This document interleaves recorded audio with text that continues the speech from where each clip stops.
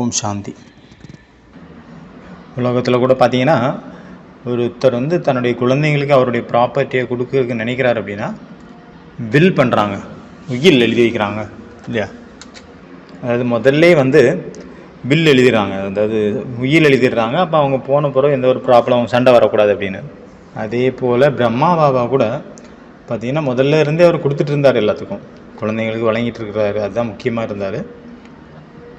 பாலனைக்கான உருவம் தான் பிரம்மா பாபா. ஆனால் அவர் எப்போ அவ்யக்தமாகக்கூடிய நேரம் வந்ததோ அப்போ அவருடைய எல்லா சக்திகளையும் குழந்தைங்களுக்கு பில் பண்ணிட்டார், உயில் எழுதி கொடுத்துட்டார். பாபா கூட நிமித்தமாகுங்கள், நிமித்து பவ அப்படிங்கிற வரதானத்தை உயிலாக கொடுத்துட்டாரு. ஏன்னா அவ்வளோ நாளாக பிரம்மா பாபா நிமித்தமாக இருந்தார், அப்புறம் குழந்தைங்களை நிமித்தமாக்குனார். எது வரதானமாக கிடைக்குது, உயிலாக கிடைக்குதோ அதுக்கு கஷ்டப்பட வேண்டிய அவசியம் இருக்காது, ஈஸியாக கிடைக்கும். இந்த முரளியில் கூட இன்றைக்கி நம்ம பார்க்க வேண்டிய முரளி 18/1/2000 2000வது வருஷத்தினுடைய முதல் முரளி. 28 நாள் பட்டியினுடைய 21வது நாள். இதில் பாபா என்ன சொல்கிறாருன்னா, ஒன்று நீங்கள் புருஷார்த்தத்தின் மூலமாக சக்திகளை சேமிக்கிறீங்க சொந்த முயற்சியின் மூலமாக. இன்னொன்று பரமாத்மாவனுடைய உயில் மூலமாக கிடைத்த சக்திகளையும் அனுபவம் செய்யணும். ரெண்டுலேயுமே வித்தியாசம் இருக்குல்ல. ஒன்று உழைச்சி சம்பாரித்து சாப்பிட்றது, இன்னொன்று ஈஸியாக கிடைக்கிது, கஷ்டப்படாமல் கிடைக்கிது. அதனால் இன்றைக்கி யோகத்தினுடைய விஷயத்தில் முதல் பார்த்திங்கன்னா சகஜதா. பாபா மூலமாக கிடைத்த சக்திகள் பார்த்திங்கன்னா நமக்கு ஈஸியாக கிடச்சிருச்சு. அது எப்படி கிடச்சிது அப்படின்னா, அவருடைய உயில் மூலமாக கிடச்சிது. உயில் அப்படின்னா அப்படியே டிரான்ஸ்ஃபர் பண்ணிட்டார் குழந்தைங்களுக்காக. அதை நம்ம யூஸ் பண்ணோம், அவ்வளோதான். பெரியவங்க பழைய காலத்தில், அந்த காலத்தில் ஆதி ரத்தினங்கள் இருந்தாங்களே, பிரம்மா பாபா கூட இருந்தவங்க, அந்த காலத்தில் இருந்தவங்க, அவங்க ஆதி ரத்தினங்கள். அவங்களுக்கும் இந்த வில், பாபா என்னெல்லாம் அந்த வில் கொடுத்தாரோ, அந்த சக்திகளை டிரான்ஸ்ஃபர் பண்ணாரோ, அவங்களுடைய வாழ்க்கையில் கொண்டு வந்திருக்காங்க. மேலும் அவங்களுடைய நடைமுறை வாழ்க்கையிலையும் கொண்டு வந்திருக்காங்க. அதனால தான் இப்போ வரைக்கும் யஜ்யம் தடைகள் இல்லாமல் போயிட்டுருக்கு. இதில் ஆதி ரத்னங்களுடைய ஒரு விஷயத்தை பாபா ஸ்பெஷலாக சொன்னார். ஆதி ரத்னா 1936 இருந்தவங்க, 36-37 ஒன்று பார்த்திங்கன்னா அவங்களுக்குள்ள ஆதி ரத்னங்களுக்குள்ள அவ்வளோ ஒற்றுமைனா அவ்வளோ ஸ்ட்ராங்காக இருந்தது. ரெண்டாவது விசேஷத்தா பாபா சொன்னார், ஒருத்தவங்க சொன்னாங்க, இன்னொருத்தவங்க அப்படியே ஏற்றுக்கிட்டாங்க. இந்த ரெண்டு விஷயங்களையும் பார்த்திங்கன்னா, ரெண்டு விசேஷத்தாவை ஆதி ரத்னமாகட்டும், அப்புறம் ஆதி ரத்னா 1936 வந்தாங்க. சேவைக்கு நிமித்தமானவங்க அப்படின்னா 1950க்கு பிறகு வந்தவங்க, 51 52 வந்தவங்க, அதுக்கு பிறகு வந்தவங்க, 52க்கு பிறகு. ஜெகதீஷ் பாய் கூட 52 வந்தார். இவங்கெல்லாம் பார்த்திங்கன்னா சேவைக்கு நிமித்தமானவங்க. முதல்ல ட்ரைனிங் நடந்தது இல்லையா, தாதிகளை தாதிகளாக ஆக்கக்கூடிய, சக்தி சேனையை உருவாக்கக்கூடிய அந்த பயிற்சி, அது 1936 1950 வரைக்கும் அது ஆதி ரத்னங்கள். இவங்க சேவையினுடைய ரத்னங்கள். நம்ம இன்றைக்கி அவ்யக்த இசாரா கூட வருதில்ல, ஆன்மீக அதாவது ஒற்றுமை, ஒருத்தருக்குள்ள குடும்பத்தில் ஒற்றுமை வரணும் அப்படின்னா என்ன பண்ணணும், ஒருத்தருக்கு ஒருத்தர் மரியாதை கொடுக்கணும். ஒருத்தர் மற்றவற்றுக்கு மரியாதை கொடுக்குறாங்க அப்படின்னா அது மரியாதை எடுக்கிறாங்க அப்படின்னு அர்த்தம். அதனால் முரளியில் பார்த்திங்கன்னா ஃபஸ்ட்டு முதலில் தாங்கள் அப்படிங்கிற ஒரு மந்திரம் கூட இதில் சொல்லப்பட்டிருக்குது. முதலில் நீங்கள், முதல் மரியாதைனா அது உங்களுக்கு. எப்படி முதல்ல நீங்கள் அப்படின்னு மற்றவங்கள சொல்கிறோம் அப்படின்னா, அப்போ நான்கிறது அங்கே இல்லாமல் போயிடுது. அதனால் இந்த ஆன்மீக தாயத்து மற்றும் இந்த மந்திரம், முதலில் நீங்கள் அப்படிங்கிற மந்திரம் ரெண்டுமே கூடவே இருக்கும் பொழுது அங்கு ஒற்றுமை நிலவும். ஆதி ரத்னமாக இருந்தவங்க இப்போ வரைக்கும் இதை ஃபாலோ பண்ணிகிட்ருக்குறாங்க, இந்த ரெண்டையும். அதனால தான் அவங்களுக்குள்ள அவ்வளோ ஒற்றுமை இருக்குது. அவங்க அடிக்கடி அவங்களுடைய வாயிலேருந்து இந்த ஒரு வார்த்தை வந்துட்டு இருந்தது, நம்ம பாபாவனுடையவர்கள், நம்ம எல்லாருமே ஒரு பாபாவனுடைய குழந்தைகள் அப்படிங்கிறது அவங்களுக்குள்ள அடிக்கடி அவங்க கிளாஸஸ்லாம் சொல்லுவாங்க, பார்த்துருக்குறோம். அவங்க ஒரு பொழுதும் நான் செய்கிறேன், நான் சொல்கிறேன் அப்படின்னு நினச்சி சொன்னதில்லை. அவங்களுக்குள்ளே பார்த்திங்கன்னா பரந்த மனப்பான்மை இருந்தது. பாபா தான் செய்ய வச்சுட்ருக்கிறாரு, பாபாவனுடைய காரியம், நாம் எல்லாரும் ஒருவருடைய குழந்தைகள் அப்படின்ட்டு அந்த பரந்த உள்ள இருந்தது. அந்த தாதிகள், அந்த ஆதி ரத்தினங்களுக்கு பார்த்திங்கன்னா பாபா அதில் கேட்குறாரு, எத்தனை வருஷமாக இந்த இயக்கம் நடந்துட்டுருக்குல்ல, அடுத்த தீபாவளி வராதுன்னு சொன்னார் பாபா. ஆனால் எத்தனை தீபாவளி வந்துடுச்சு, 40 தீபாவளி வந்துச்சு. 1936 பார்த்தா 2000 அப்படிங்கிறது 40 வருஷம், 60 வருஷம் ஆயிடுச்சு. கிட்டத்தட்ட 60 தீபாவளி தாண்டிடுச்சு. இவ்வளோ லாங்காக போகுதுல்ல. ஆரம்பத்தில் இருந்தவங்க இவ்வளோ லாங்காக போகணும் அவங்களுக்கு எண்ணமே கிடையாதுல்ல ஃபஸ்ட்டு. இது கூட பண்ணுற ஒரு அதிசயம். ஏன்னா பிரம்மா பாபாவுக்கு சாகார சரீரத்தை விட வேண்டியதாயிடுச்சு. எதுக்காக? ஏன்னா பாபா இந்த முரளியில் மென்ஷன் பண்ணுறாரு, முக்கியமாக ஃபாரினர்ஸ்களாகிய உங்களுக்காக தான், ஃபாரினர்ஸை வர வைக்கிறதுக்காக. ஸ்தூலமான பாபா இருந்திருந்தார் அப்படின்னா ஃபாரினுக்கு போக முடியாது எல்லா நாட்டுக்கும். அதுவே இப்போ சுட்சும் ஆகிட்டார், பரிசுத்தா ரூபம் எடுத்துட்டாரு, எங்கே வேணாலும் போகலாம். அதனால் ஃபாரின் குழந்தைங்களை எங்கே மறைஞ்சிருந்தாங்களோ அவங்கள கண்டுபிடிச்சி அவங்கள சேவைக்கு நிமித்தமாகிறதுக்கான ஒரு பாட் இருந்தது. அதுக்காக இந்த அவ்யக்த பாட் பாபா பரிசுத்தா ரூபத்தை தாரணை செய்ய வேண்டியதாக இருந்தது. ஃபாரினர்ஸுக்கு பாலனையினுடைய பாட் ப்ளே பண்ண வேண்டியதாக இருந்தது. இந்த மாதிரி பாபா தாதிகளை பற்றி ஸ்பெஷலாக சொன்னார் இன்றைக்கி. பிரம்மா பாபா அவருடைய எல்லாத்தையுமே, அவருக்கு எல்லாமே இருந்தது அவரை சுற்றி, ஆனாலும் அதெல்லாம் தியாகம் பண்ணார். சிலவங்க சொல்லுவாங்க, நான் நிறைய சாப்பிட்றதில்ல, கம்மியாக தான் சாப்பிட்றேன், எவ்வளோ கண்ட்ரோலாக இருக்கேன் அப்படின்னு. விசாரித்து பார்த்தா அவங்க வீட்டில் சாப்பிட்றதுக்கு ஒன்றும் இல்லை அப்படின்னா அது எப்படி அங்கே கண்ட்ரோலிங் பவர்னு சொல்ல முடியும்? சாப்பிட்றதுக்கு எல்லாம் இருக்குது ஆனாலும் சாப்பிடல அப்படின்னா தான் அது கண்ட்ரோலிங் பவர்ல. உனக்கு ஒன்றுமே இல்லை எங்கள் வீட்டில், நான் வாழைப்பழம் மட்டும் தான் சாப்பிடுவேன், ஆப்பிள் ஆரஞ்செல்லாம் சாப்பிட மாட்டேன். ஏன் அப்படின்னா கண்ட்ரோலிங் பவர்னு சொல்ல முடியாது. ஏன்னா எனக்கு வசதி இல்லை, ஆப்பிள் ஆரஞ்சு மாதுளம்பழம் வாங்கிறதுக்கு வசதி இல்லை. என்னுடைய வசதிக்கு வாழைப்பழம் தான் பெட்ரு, அதனால் நான் வாழைப்பழத்தை மட்டும் தான் சாப்பிடுவேன் அப்படின்னு சொன்னால் அது தியாகம்னு சொல்ல முடியாதுல்ல. அது கட்டுப்பாடுன்னு சொல்ல முடியாது. கட்டுப்பாடு எப்போ கட்டுப்பாடு? உங்கள் ரூம் ஃபுல்லாக நிறைஞ்சிருக்கு ஃப்ரூட்ஸாக, எல்லா ஃப்ரூட்ஸும் உங்கள் சுற்றி இருக்குது, ஆனாலும் நீங்கள் அதிலேருந்து விடுபட்டுருக்கீங்க, அதுதான் தியாகம். அப்போ தியாகத்துக்கும் ஏழ்மைக்கும் வித்தியாசம் தெரியுதுல்ல. பிரம்மா பாபா என்ன பண்ணார்? எல்லாமே இருந்தது அவரை சுற்றி, ஆனாலும் அவர் தியாகம் பண்ணார். தன்னுடைய சரீரத்தையும் தியாகம் பண்ணிட்டார் சேவைக்காக. பாபா எவ்வளோ சாதாரணமாக இருந்தார்ல, அவ்வளோ சுற்றி அவ்வளோ சாதனங்கள் இருந்தது, ஆனாலும் அவர் சாதாரணமாக இருந்தார். அந்த தியாகத்தின் சக்தி தான் சங்கல்பத்தினுடைய சக்தியை எமர்ஜ் பண்ணிச்சு.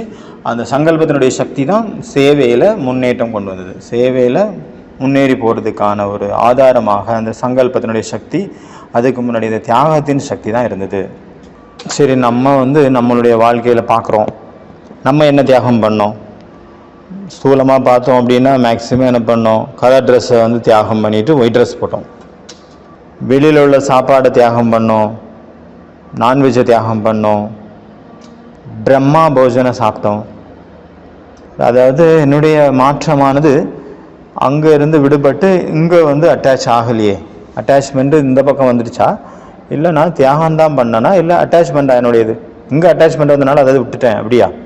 வெளியில் உள்ள பல வகையான வெரைட்டியான சாப்பாடெல்லாம் நான் தியாகம் பண்ணிட்டேன், ஆனால் இங்கே உள்ள பிரம்மா போஜன் மேலே ஓவர் ஒரு சாப்பாடு ராமனாக இருக்கிறேன்னா எப்போ பார்த்தாலும் சாப்பாடுன்னு.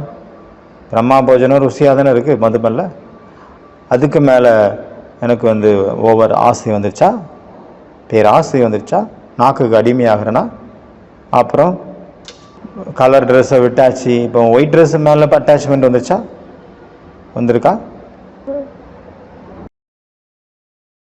அதே மாதிரி லௌகீக சம்பந்திகளை நம்ம தியாகம் பண்ணோம், ஆனால் அலௌகீக சம்பந்திகள் கூட அட்டாச்மெண்ட் வந்துச்சா? இதையும் செக் பண்ணோம். அங்கே தியாகம் பண்ணோம் அந்த அங்கே உள்ள பற்றை, ஆனால் இங்கே பற்றிட்டோமா, பற்று இங்கே வந்துருச்சா, அதையும் செக் பண்ணணும்.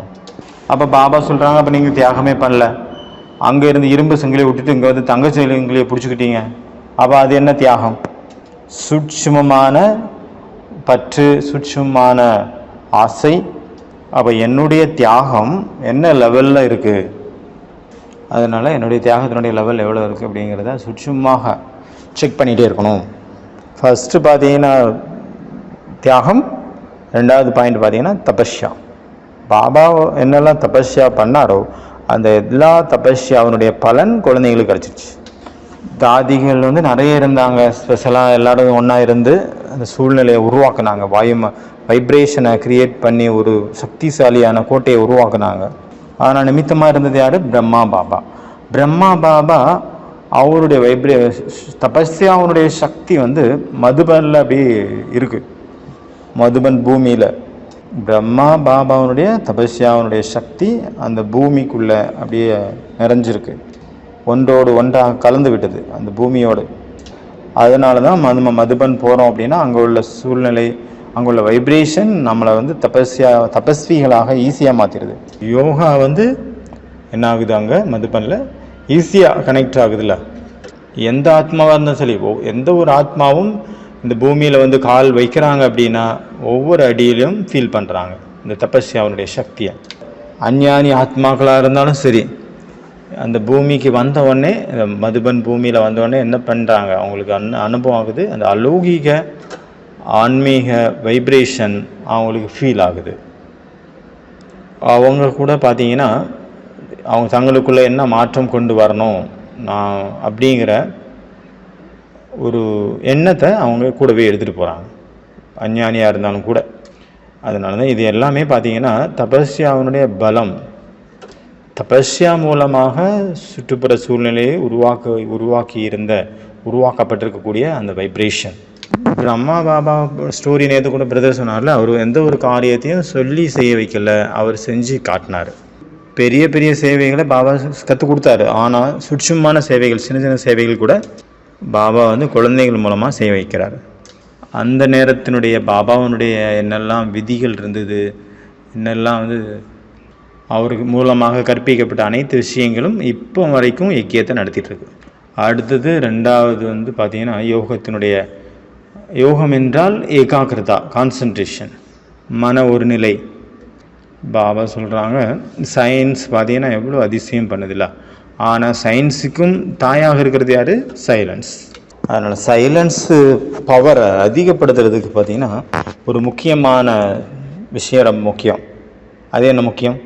மனசு மற்றும் புத்தியினுடைய கான்சன்ட்ரேஷன், அதாவது ஒரு நிலை.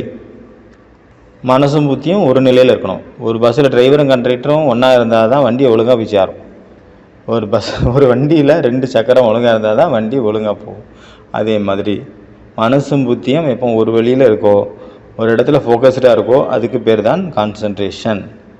சைலன்ஸினுடைய சக்தி வந்து எப்போ அதிகமாகும், எப்போ மனசு மற்றும் புத்தி ஒரு நிலையில் வருதோ அப்போ தான்.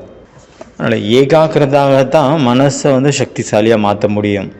ஏகாக்கிரதா இருக்குது அப்படின்னா மனசு அங்கே சக்திசாலியாக இருக்குதுன்னு அர்த்தம். மனசு ஒரு நிலையில் இல்லை அப்படின்னா அங்கே பவர்ஃபுல்லான வைப்ரேஷனை நம்ம உருவாக்க முடியாது சூழ்நிலையை. இப்போ பார்த்தீங்கன்னா 30 செகண்டுக்காக உங்கள் மனசுக்குள்ளே எவ்வளோ கான்சன்ட்ரேஷன் பவர் இருக்குது, மன ஒருநிலைப்படுத்தக்கூடிய சக்தி இருக்குது அப்படிங்கிறத செக் பண்ணுங்கள். தன்னுடைய மனசில் பார்த்தீங்கன்னா பரந்தாமத்தில் இருக்கக்கூடிய சிவபாபாவை மட்டும் பாருங்கள். அதனால் 30 செகண்டுக்காக செக் பண்ணி பாருங்கள். இப்போ 30 செகண்டு பரந்தாமத்தில் பாபா முன்னாடி புள்ளியான இருக்கக்கூடிய சிவபாபாவுடைய சுரூபத்தை பார்த்துட்டே இருங்க. 30 செகண்டும் பாபாவுடைய கான்சன்ட்ரேஷன் ஆகுதா, பாபாவுடைய புள்ளி மேலே மனசு ஒரு நிலைப்பட்டிருக்கா அப்படின்னு செக் பண்ணுங்கள். அதனால் வாங்க போகலாம். பரந்தாமத்தில் பாபாவை பாருங்கள்.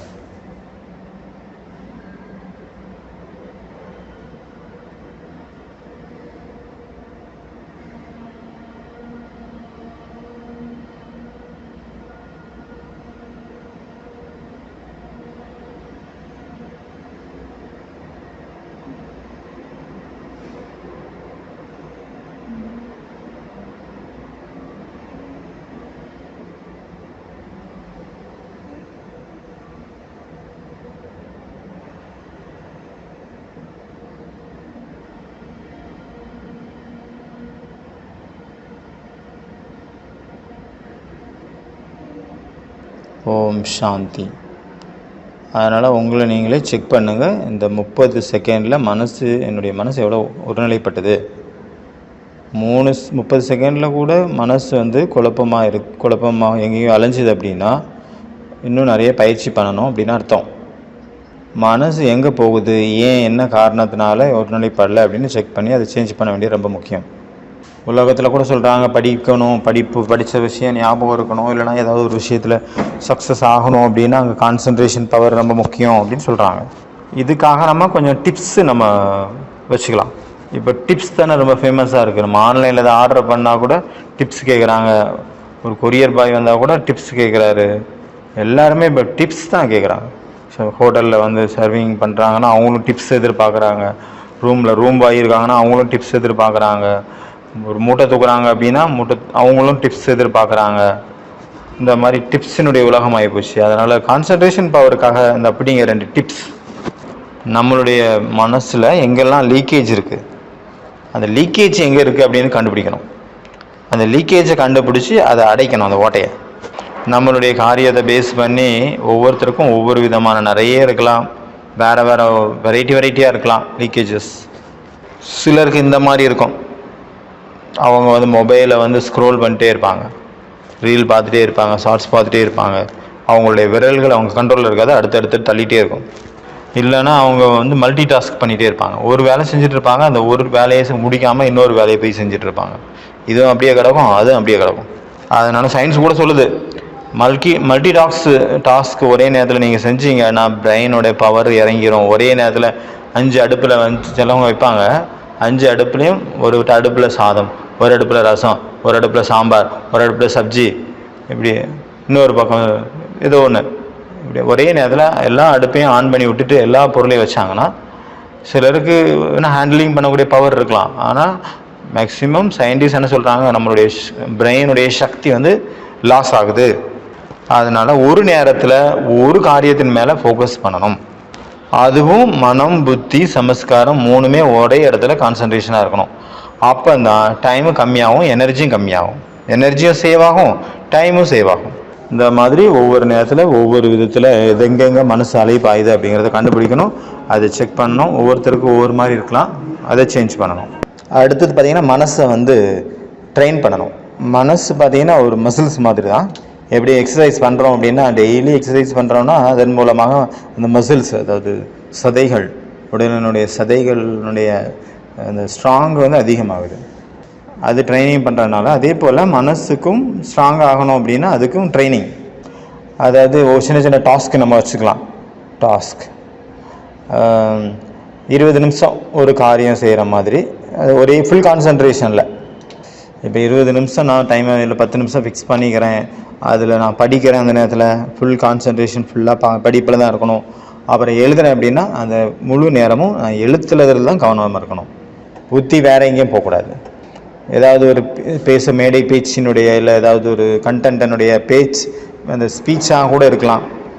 ஏதோ ஒன்று உங்களுக்கு எது பிடிச்சிருக்கோ, உங்களுக்கு ரொம்ப சந்தோஷம் தரக்கூடிய விஷயம் என்ன இருக்கோ அதில் மனசை ஒருநிலைப்படுத்தி அந்த காரியத்தை செய்யணும். மொத்தத்தில் 20 நிமிஷம், அது எந்த ஒரு டைவர்ஷனும் இல்லாமல் அதில் செய்யணும். மைண்டு எங்கேயும் போகக்கூடாது. இந்த மாதிரி டெய்லி நம்ம பண்ணுறோம் அப்படின்னா அதில் நம்ம பிஹெச்டி பண்ணிடலாம்.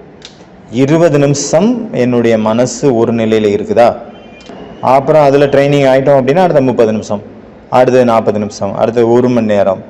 இந்த மாதிரி நம்ம ஒன்றுனா கொஞ்சம் கொஞ்சமாக இன்க்ரீஸ் பண்ணுறோம் அப்படின்னா நம்மளுடைய மனசு ஒரு நிலைப்படுத்தக்கூடிய சக்தி அதிகமாகிடுது. மனசு ரொம்ப சஞ்சலம் ஆகிடுச்சு அப்படின்னா நிறைய தடவை சொல்லியிருக்காங்க ஒரு டிப்ஸு, பாக்ஸ் ப்ரீத்திங் அப்படின்னு பேர். நிறைய தடவை எங்கள் கிளாஸில் சொல்லியாச்சு பட்டியில்.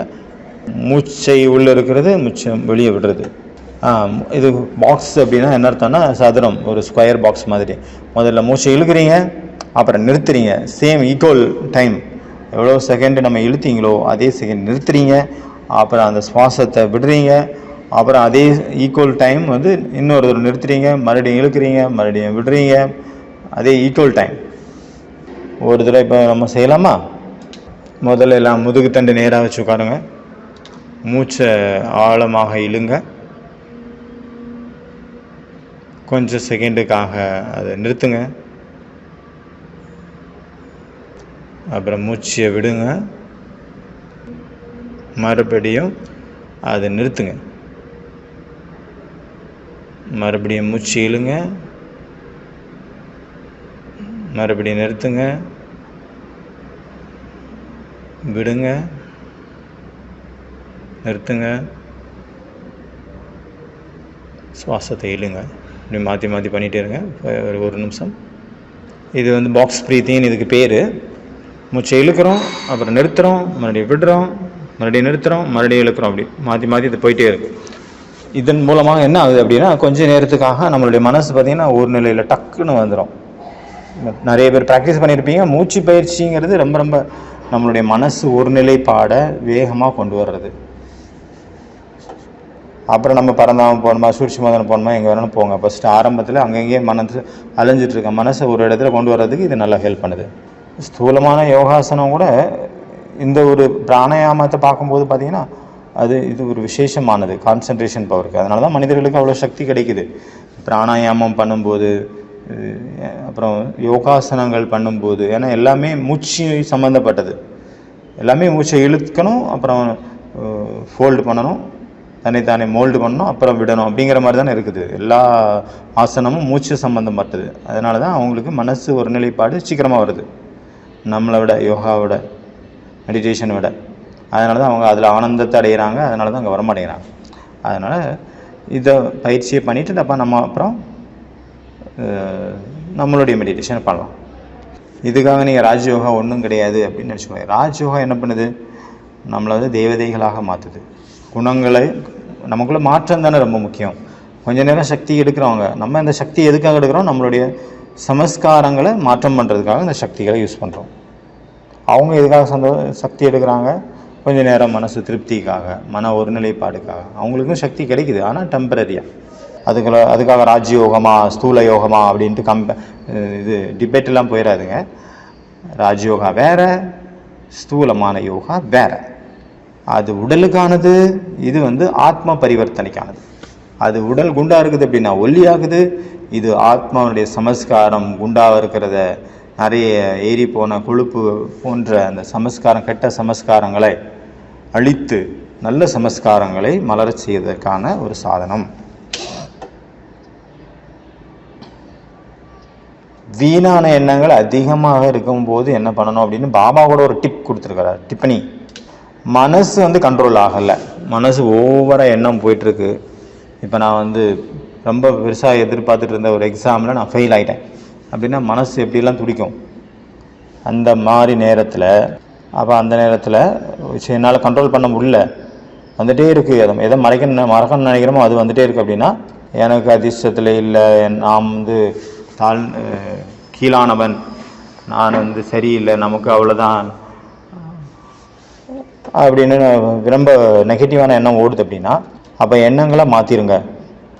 நான் சுத்த ஆத்மா, நான் தூய்மையான ஆத்மா, ஏதாவது ஒரு எண்ணத்தில் அதுக்கு ஆப்போசிட்டான எண்ணத்தை நம்ம கொண்டு வரும்போது அது கொஞ்சம் கொஞ்சமாக பார்த்திங்கன்னா கொஞ்சம் கொஞ்சமாக அந்த நெகட்டிவை ரீஃபில் பண்ணிடும். நம்மளுடைய பாசிட்டிவ் சக்தியை அதிகப்படுத்திடுது. நம்ம அந்த தாட்டை சேஞ்ச் பண்ணிடணும். அதாவது வீணான எண்ணங்கள், நெகட்டிவ் எண்ணத்தை என்னால் தடுக்க முடியாது, தடுக்கக்கூடிய சக்தி எனக்கு இல்லை அப்படின்னா என்ன பண்ணலாம்? சேனலைஸ் பண்ணிடலாம், திருப்பி விட்டுடலாம் பாசிட்டிவ் பக்கத்தில்.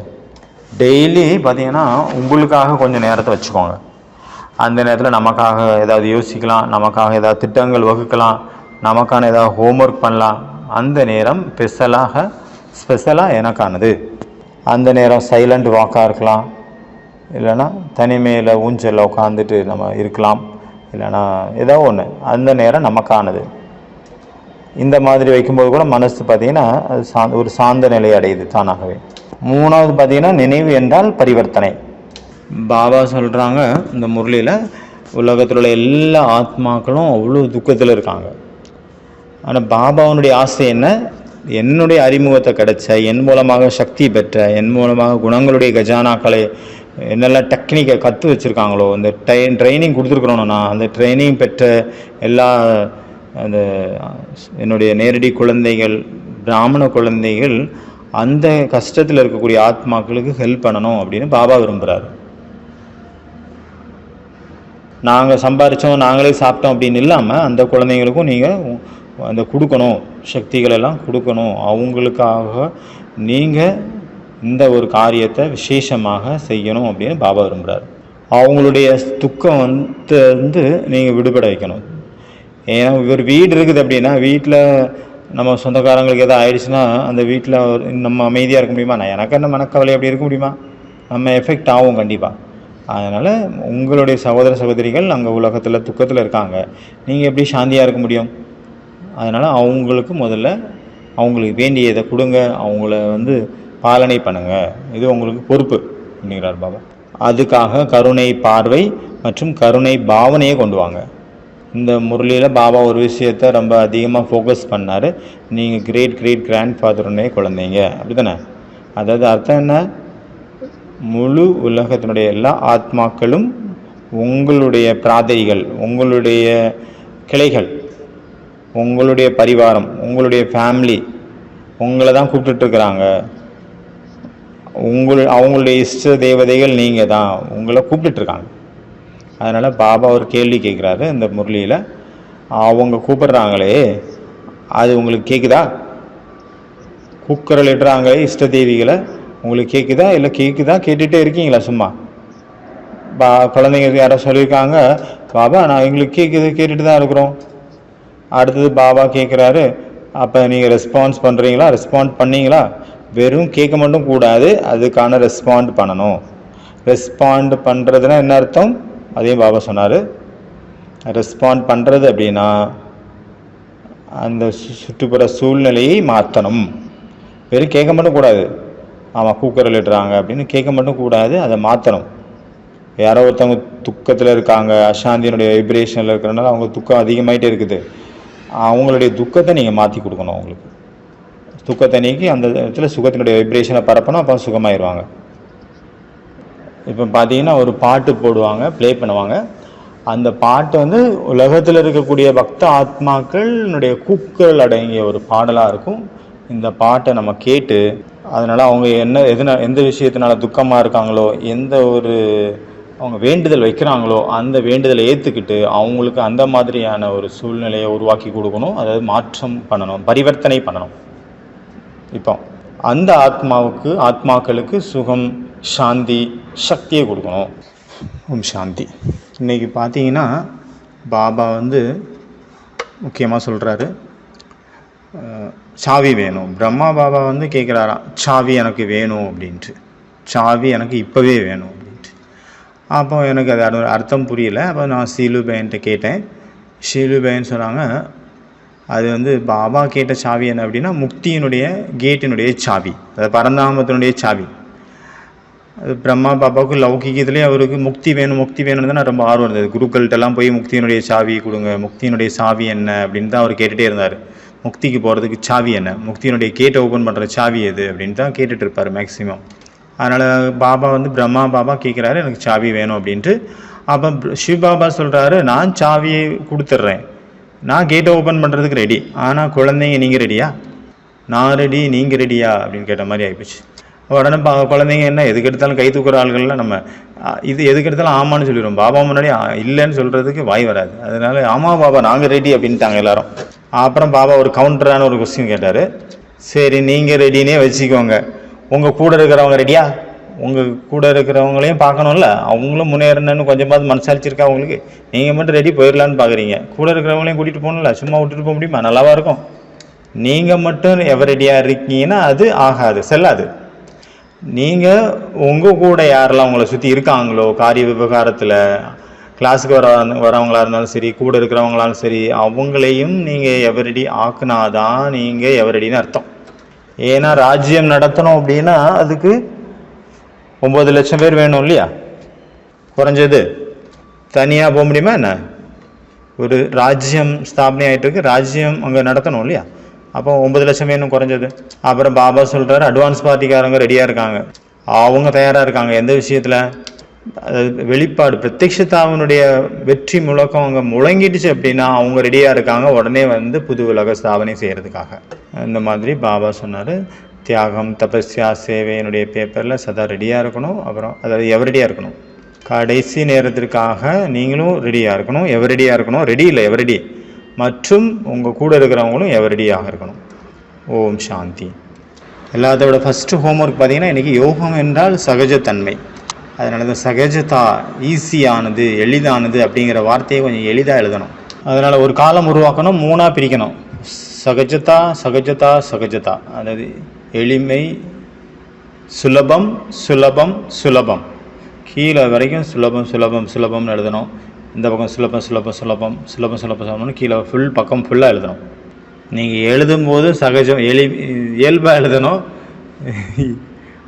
எழுதும்போது கூட சுலபமாக எழுதணும்.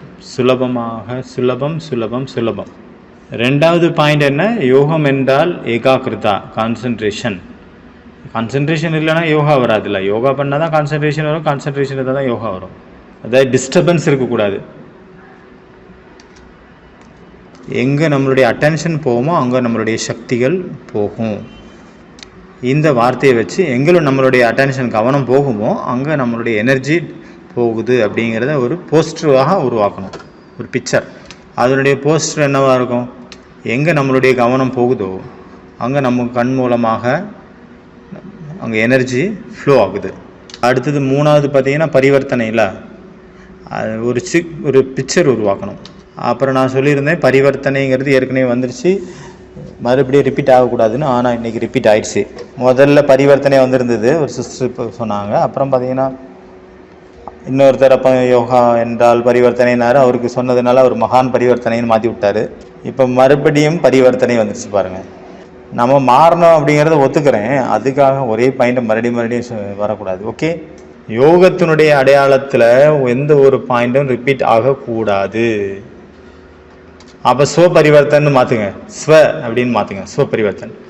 ஒரு தடவை இப்படி தான் ஆஷிஷ் பாய் சொன்னார், அவர் பரிவர்த்தனை வந்தது அப்படின்னோடனே வைராக்கிய விருத்தி அப்படி வைராக்கிய உள் உணர்வு அப்படின்னு சொன்ன ஒரு பாயிண்ட் பண்ணி 2 தடவை வந்தது. அவருக்கு நம்ம கிளாஸ்லேயே சொன்னோம், அவர் உடனே கிளாஸ்லேயே அட்டென்ஷன் மாற்றிட்டார் டக்குன்னு. மூணாவது ஹோம்ஒர்க் பார்த்தீங்கன்னா கெட்டர்பில்லர் டு பட்டர்ஃப்ளை. கெட்டர்பில்லர் தெரியுமா? Caterpillar to butterfly transformation. கெட்டர்பில்லர்னா தெரியல, கூட்டுப்புழு. அது எப்படி பட்டர்ஃப்ளையாக மாறுது, அந்த பிக்சரை நீங்கள் வரையணும். சரியா? கூட்டுப்புழுவானது எப்படி ஒரு பட்டர்ஃப்ளையாக மாறுது, எங்கே நம்மளுடைய கவனம் போகுமோ அங்கே எனர்ஜி ஃப்ளோ ஆகுது அப்படிங்கிறதுக்கான ஒரு பிக்சர் இது. அச்சா, ஓம் சாந்தி.